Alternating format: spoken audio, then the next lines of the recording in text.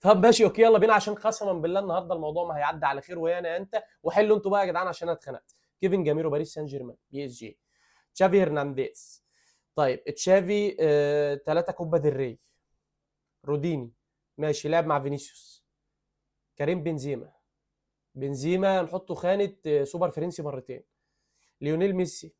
المشكله بتاعت ميسي كل مره، اللعيب اللي بيعمل 300 اسيست ده يا جماعه في الفلتر مفيش غير ميسي تقريبا، انا مضطر اخد ميسي هنا.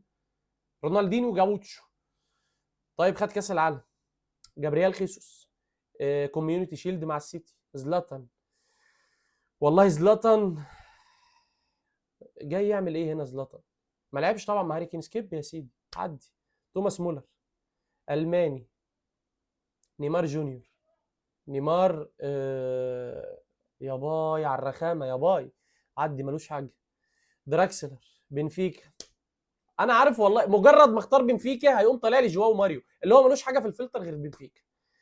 انا اسف يا سيدي عدي. تامي ابراهام لعب مع هاري كين في المنتخب. توني كروس ما خدش دوري اسباني 6 مرات طبعا. سواريز برضه نفس الكلام ما خدش 6 مرات. كريستيانو رونالدو يا باي بقى.